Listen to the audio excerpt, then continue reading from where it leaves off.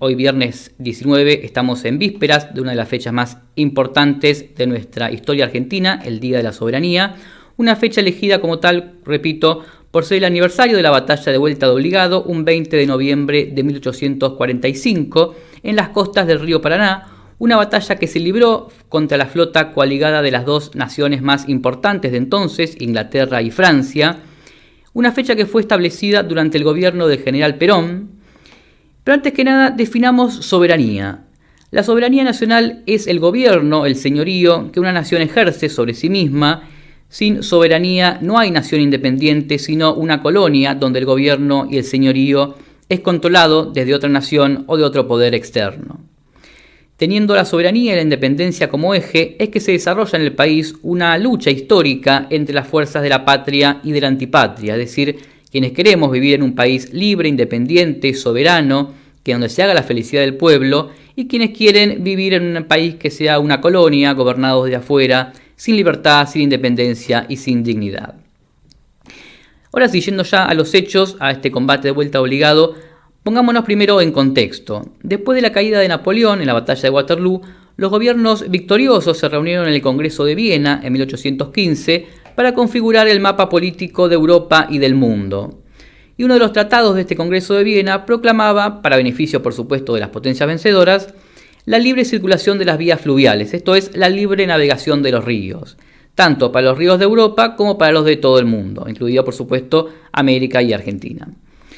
A mitad del siglo XIX, Inglaterra, al igual que Estados Unidos y Francia, estaban llevando a cabo una política de extensión territorial. Inglaterra, particularmente, tenía los ojos puestos en el sur del continente americano, en la Confederación Argentina. Lo que planteaba Inglaterra era convertir al país definitivamente en una colonia, una factoría al servicio de su comercio. Con la libre navegación de los ríos como bandera, buscaba bloquear el litoral, ocupar nuestros ríos y firmar tratados comerciales en beneficio de la corona. Evidentemente estos planteos, estos deseos imperialistas y colonialistas de Inglaterra, chocaban de frente con la política nacionalista de Juan Manuel de Rosas, quien gobernaba en ese entonces la Confederación Argentina. Más adelante vamos a desarrollar cuáles eran estas políticas nacionalistas. Entonces Inglaterra, en alianza con Francia, busca aprovecharse de los conflictos internos que acechaban al país en ese entonces, este conflicto con los unitarios, por ejemplo, para llevar a cabo estos planes mediante una intervención armada. Confiados por supuesto, en el poderío que ellos tenían, la nación más poderosa de ese entonces, al igual que Francia, y también confiados en la supuesta debilidad de los argentinos. Pero las cosas iban a terminar muy distinto a lo que ellos esperaban, porque como dije, en este entonces gobernaba un patriota, Juan Manuel de Rosas, quien más allá de los problemas internos que vivía, que también más adelante vamos a desarrollar, estaba consolidando la unión y la organización nacional. Un hombre que no va a ceder ante las presiones y las pretensiones imperialistas y colonialistas de las potencias y que iba a defender a ultranza nuestra soberanía nacional y nuestra independencia en todos los órdenes. Por eso, antes de seguir con el tema, me gustaría profundizar un poco más en lo que fue la figura de Juan Manuel de Rosas, que es un personaje clave en nuestra historia argentina. Rosas nació el 30 de marzo de 1793 en Buenos Aires, provenía de una familia tradicional. Desde muy joven se dedicó a administrar las estancias de su familia en Magdalena y también a la explotación ganadera. Se destacaba en ese ámbito por una férrea disciplina de trabajo y también por la conquista de distintos gauchos levantiscos para el trabajo. En su estancia se establecen normas estrictas a las cuales él mismo se sometía. Allí primaba el orden y se premiaba al justo y se castigaba al malo, al vago, al incumplidor, cosas que iba a seguir en esa misma línea cuando le tocara gobernar la provincia. Llevó a cabo también, como en su actividad ganadera, tratos con las distintas tribus y también se hace conocedor de la psicología del indio y del gaucho.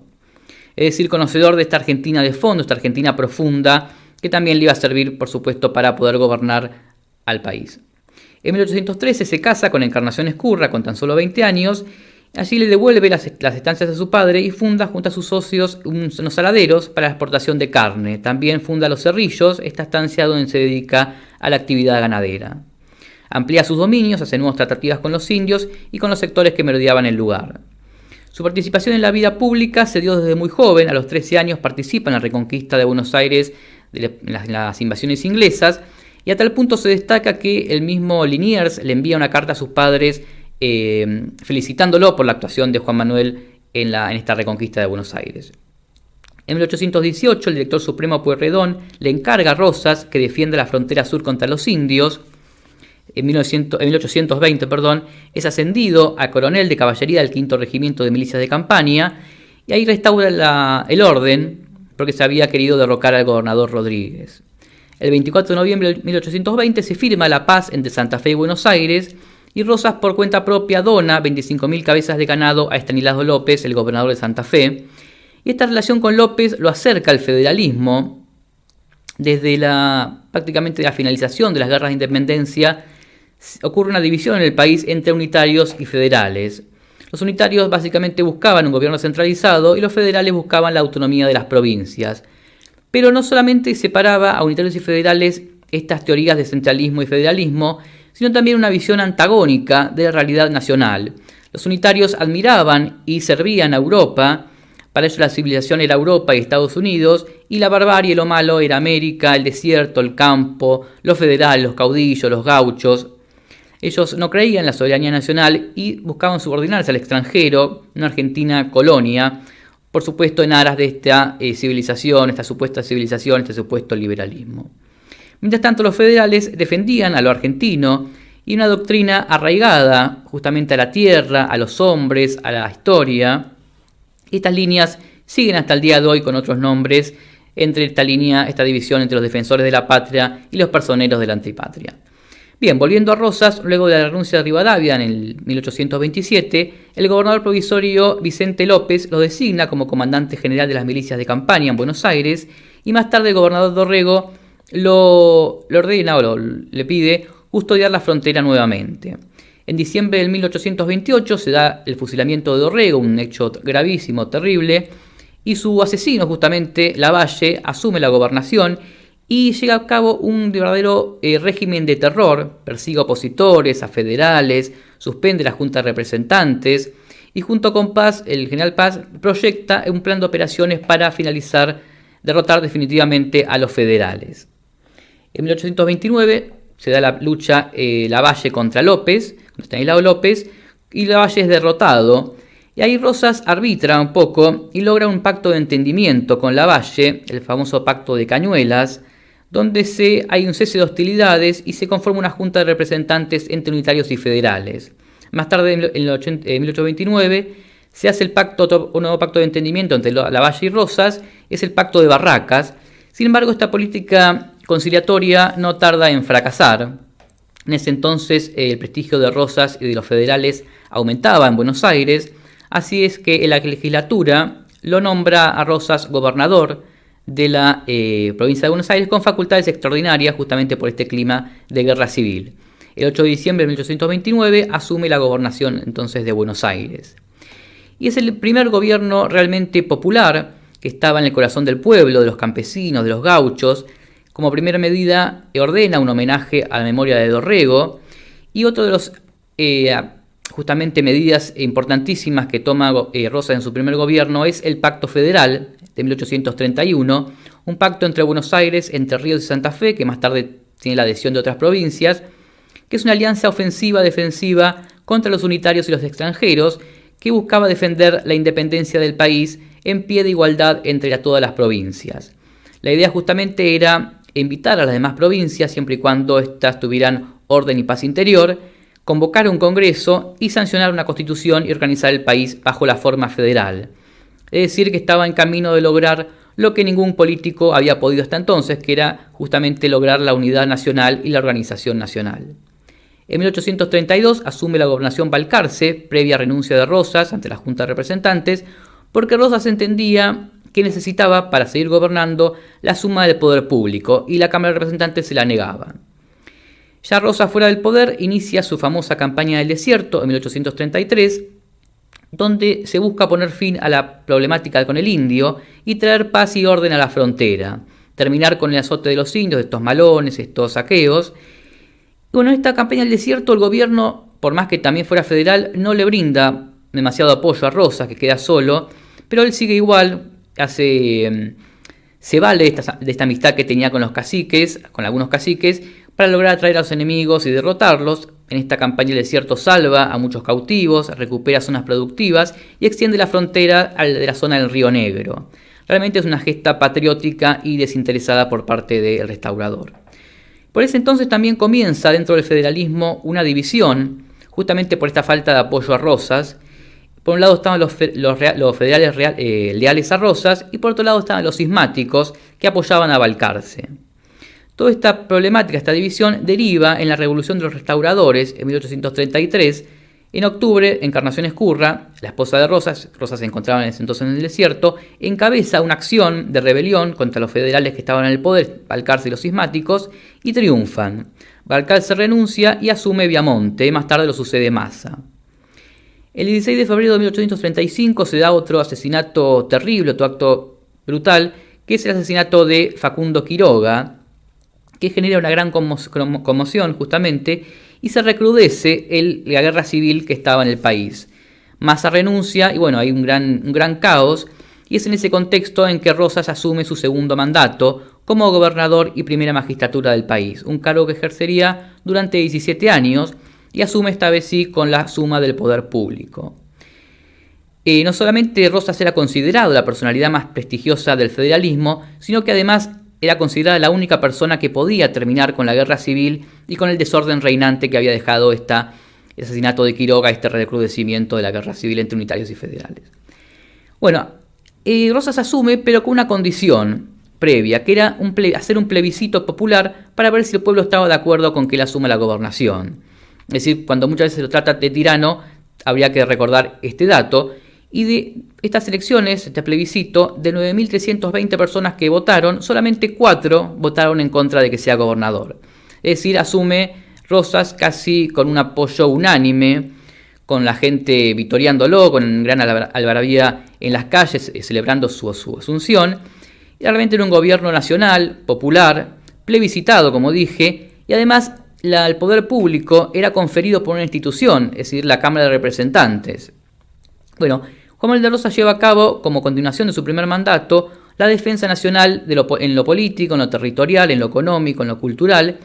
Todo eso a pesar del gran palo en la rueda que tenía siempre con estas conspiraciones continuas de los unitarios que buscaban derrotarlo, ¿no? En cuanto a la independencia económica, lleva a cabo una política proteccionista en oposición al liberalismo económico. El liberalismo económico que había sostenido en su momento por Moreno, que había sido puesto en práctica por el rey Cisneros en 1809 y también había sido reafirmado por la Junta Revolucionaria de 1810. Este proteccionismo económico justamente viene a terminar con el liberalismo económico que había llevado al país a una pobreza general en cuanto a lo económico, una sujeción de nuestra economía al comercio de las mercaderías británicas, donde la Argentina pasaba a ser una virtual colonia económica inglesa, con beneficios solo para Buenos Aires, que explotaba cuero y carne salada a cambio de manufacturas inglesas, y que significaba por supuesto la ruina total de las industrias del interior, porque los productos foráneos traídos de Inglaterra, que entraban libremente, eran una competencia ruinosa para las economías del interior. Bueno, entonces con este proteccionismo económico de Rosas, el objetivo era proteger la economía del país, promover el desarrollo de las manufacturas criollas y la agricultura.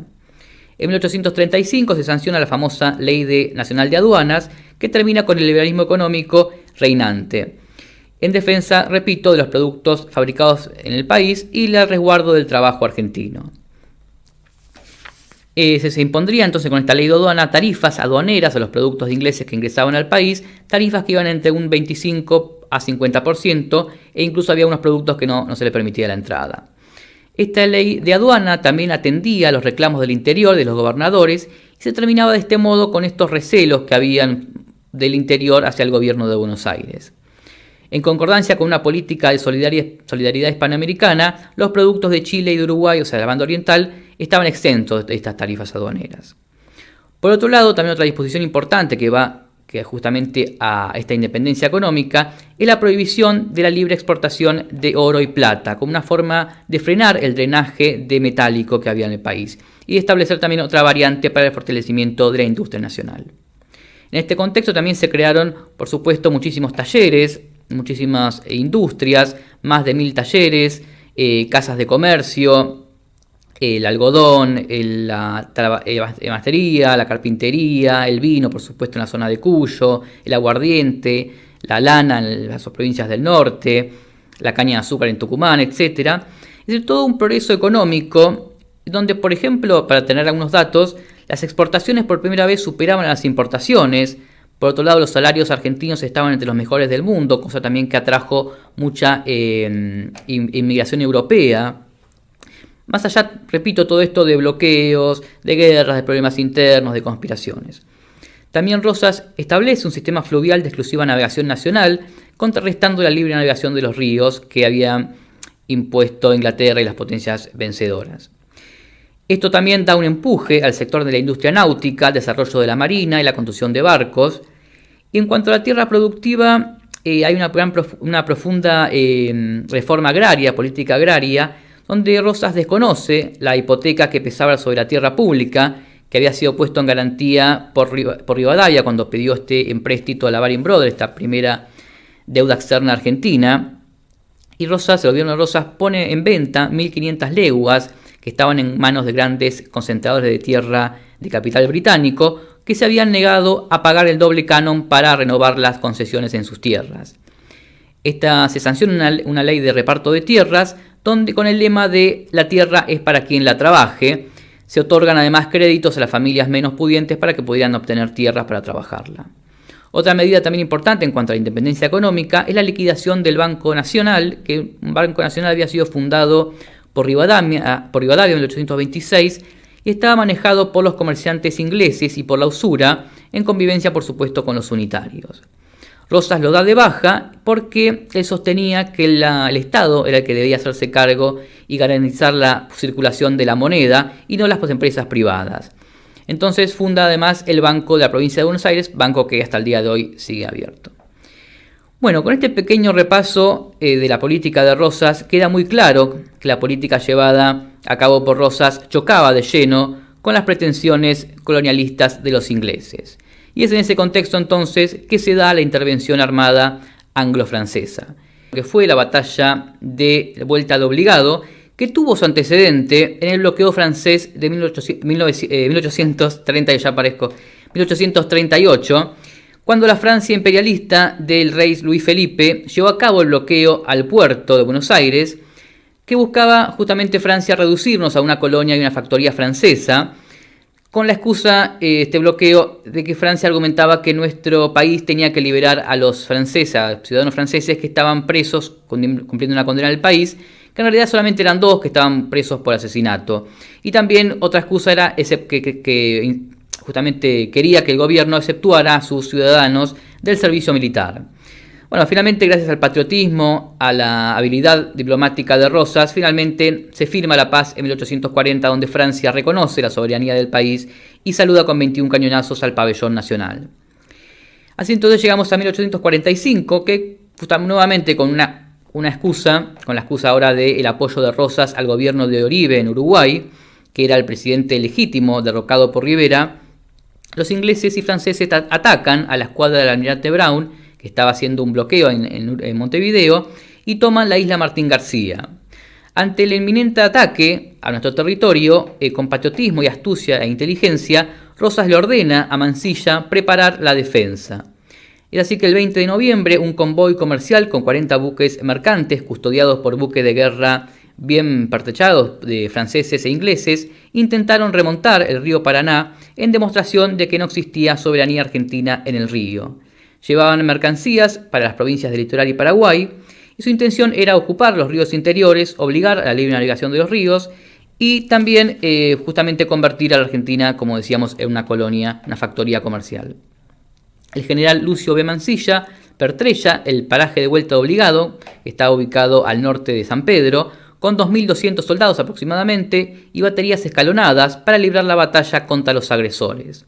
Allí también hizo tender en la costa, de costa a costa, sobre 24 embarcaciones con banderas argentinas, 3 gruesas cadenas para impedir el paso de las embarcaciones enemigas, con una demostración justamente de que Argentina era para los argentinos.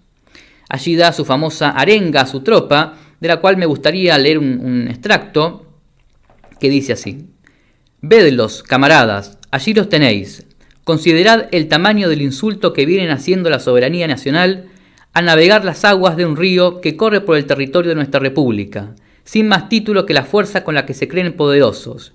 Pero se engañan estos miserables, aquí no lo serán. Suena ya el cañón, ya no hay paz con la Francia y la Inglaterra. Trémole el pabellón azul y blanco, y muramos todos antes que verlo bajar de donde flamea. Bueno, luego de esta arenga electrizante, se entona el himno nacional y se abre fuego contra el enemigo. El enemigo inglés y francés estaba armado con 100 cañones de mayor alcance y mayor tecnología que las nuestras. La batalla dura casi todo el día y una vez que ya se ha acabado la pólvora y las municiones, se va el desembarco invasor y por un espacio de 2 horas se da libre una batalla en las costas hasta la retirada argentina. Casi 300 argentinos ofrecen su vida en esa jornada y más allá de la retirada o una derrota parcial, la batalla de vuelta obligado significó una resistencia inesperada para los invasores que esperaban una victoria sencilla. Y marcó por supuesto el comienzo de una guerra implacable de resistencia nacional. La hidalguía, la bravura demostrada por los argentinos era comentada incluso en Londres, en los mismos diarios de Londres, como un hecho casi legendario, como una gran gesta, una epopeya. Y en los días sucesivos se repitieron los ataques al convoy invasor. En 1846 se recibe cañonazos, por ejemplo, en San Nicolás, más tarde en San Lorenzo, y el golpe de gracia se da el 4 de junio en la angostura del Quebracho. Allí esperaba Mansilla la flota con 17 cañones de aproximadamente 800 hombres, 2 baterías e infantería, y cuando los buques de guerra estuvieron a tiro, todos gritaron al unísono «¡Viva la Confederación!» y abrieron fuego contra el enemigo. El invasor fue derrotado, las embarcaciones tuvieron que salir escapando lo más rápido posible. En esa batalla de angostura del Quebracho, el enemigo tiene 60 hombres muertos y solamente 1 argentino. Esta aventura colonialista británica de éxito casi seguro se convirtió en un total fracaso comercial y militar y un rotundo triunfo de Rosas a nivel militar y a nivel diplomático, una diplomacia de Rosas que tenía como base la defensa de los intereses argentinos, como debe tener toda diplomacia en un país auténticamente soberano. Las 2 mayores potencias de este entonces debieron reconocer su derrota ante un país que habían subestimado, y el 24 de abril de 1849 se firma finalmente la paz con Inglaterra, donde Inglaterra reconoce la total soberanía argentina y la economía a nivel político y a nivel económico, donde Inglaterra además devuelve la isla Martín García y la flota del almirante Brown que habían sido secuestrada. También reconoce que el río Paraná es de navegación exclusiva de Argentina y como cierre, como frutilla del postre, saluda al pabellón nacional con 21 cañonazos de desagravio. Es una paz que en realidad es una rendición de los ingleses. El 31 de agosto los franceses también firman la paz o rendición con idénticas condiciones. La prensa internacional empieza a interesarse en la figura de Juan Manuel de Rosas, a quien ven como el gran defensor de América y de la independencia. Incluso la opinión europea hace, en algunos casos, causa común con la Confederación, lo que hace también una presión para que se firme la paz.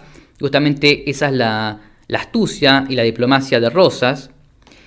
Y entre las repercusiones también se destaca el reconocimiento que tuvo San Martín para con Rosas, el padre de la patria. Además de escribir cartas elogiosas, de ello tenían una gran correspondencia entre Rosas y San Martín. Además, le lega su sable en su famoso testamento con una frase que también me gustaría compartir.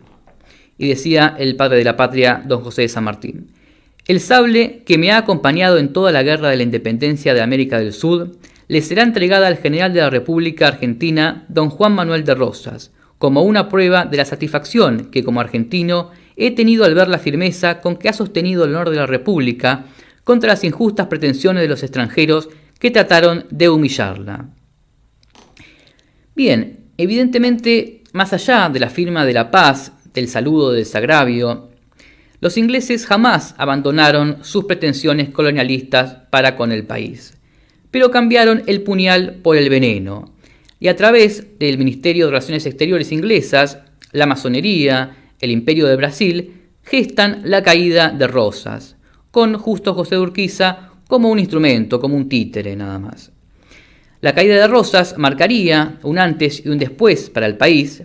Luego de la batalla de Caseros, de esta derrota nacional realmente, comienza un periodo de terror, donde hay gran fusilamiento, donde se persigue al criollo, al gaucho, al federal, donde incluso se fusila a muchos jefes militares que habían participado en la vuelta de Obligado, un poco como una pequeña revancha, ¿no?, de los ingleses.